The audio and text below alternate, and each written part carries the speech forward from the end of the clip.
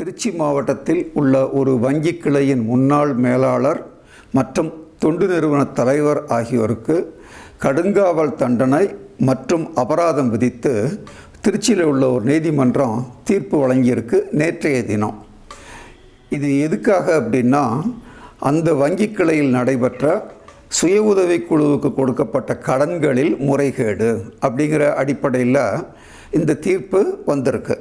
பொருளாதாரத்திலே பின்தங்கி இருக்கிற மக்கள் மேலே வர்றதுக்காக இன்றைக்கி பங்களாதேஷில் பிரைம் மினிஸ்டராக இருக்கிற மரியாதைக்குரிய முகமது யூனிஸ் ஒரு 30 வருஷத்துக்கு முன்னால் ஒரு பொருளாதார மேதையாக இருந்து ஆரம்பித்து வச்சது தான் இந்த சுய உதவிக்குழுங்கிற திட்டம். நமது இந்தியாவை பொறுத்தவரை நபார்டு வங்கி அதற்கு ஒரு வடிவம் கொடுத்து அதை இங்கே அமுல்படுத்தியது. சுய உதவிக்குழு அப்படின்னா என்ன, அதனுடைய நோக்கம் என்னங்கிறத சுருக்கமாக நம்ம இப்போ பார்த்துருவோம். ஒரே இடத்தில் உள்ள மக்கள், ஒரே பொருளாதார அடிப்படையில் உள்ள மக்கள், அல்லது ஏறத்தாழ ஒரே வயதுடைய மக்கள், இந்த மாதிரி எல்லாத்துலேயும் ஒரே மாதிரி இருக்கிற 20 நபர்கள் அதிகபட்சமாக ஒன்று சேர்ந்து ஒரு குழுவை ஆரம்பிக்கிறாங்க. ஒரு குழுவை ஆரம்பிக்கலாம்.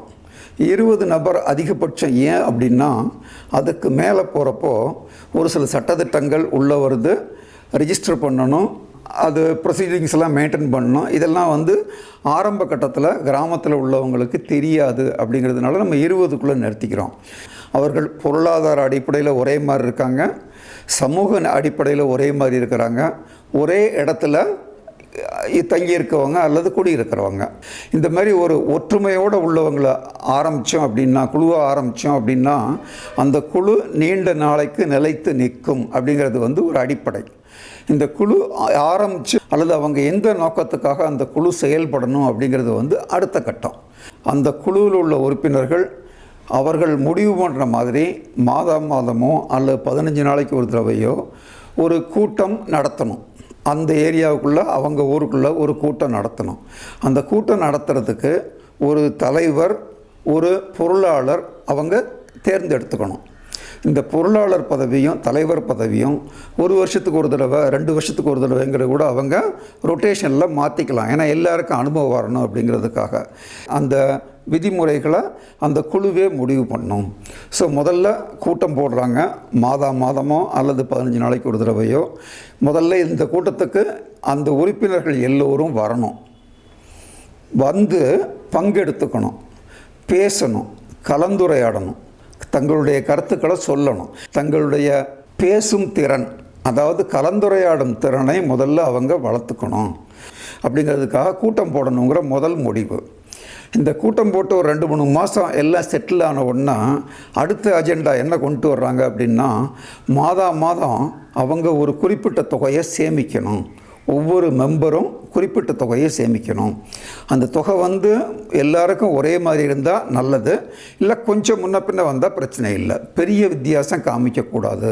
ஏன்னா பொருளாதார ஏற்றத்தாழ்வு உள்ளே வந்துருங்கிறதுனால ஒரே தொகையை சேமிக்கிற மாதிரி ஒரு பழக்கம். மாதம் அவங்க சேமிக்கணும். எவ்வளவு நாளைக்கு?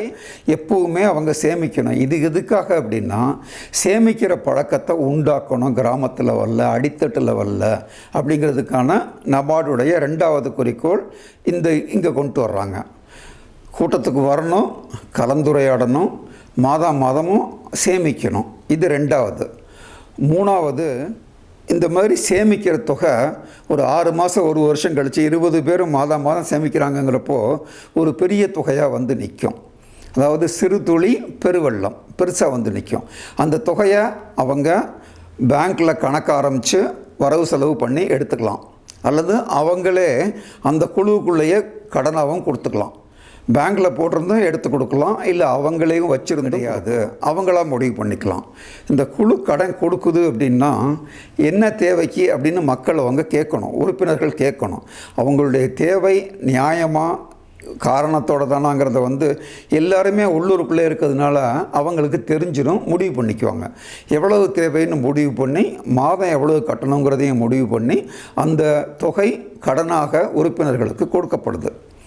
அதை உறுப்பினர்கள் அவங்க வாங்கின பர்பஸுக்கு உபயோகப்படுத்திக்கிட்டு மாதம் திரும்ப கட்டணும்.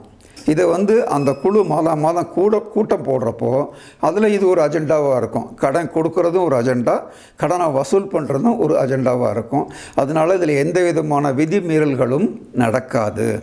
இந்த குழு 6 மாதமாக 1 வருஷமாக இந்த மாதிரி ரொட்டீனாக செயல்படுது அப்படின்னா அந்த 1 வருஷ கடைசியில் அந்த குழுவில் உள்ள உறுப்பினர்களுக்கு என்னென்னவெல்லாம் கெப்பாசிட்டி பில்டிங் வந்திருக்கும் அல்லது தரம் உயர்ந்திருக்கும் அப்படின்னு பார்த்திங்கன்னா, அவங்க கூட்டத்துக்கு வரணுங்கிற மீட்டிங் டிசிப்ளினுக்கு வந்திருப்பாங்க.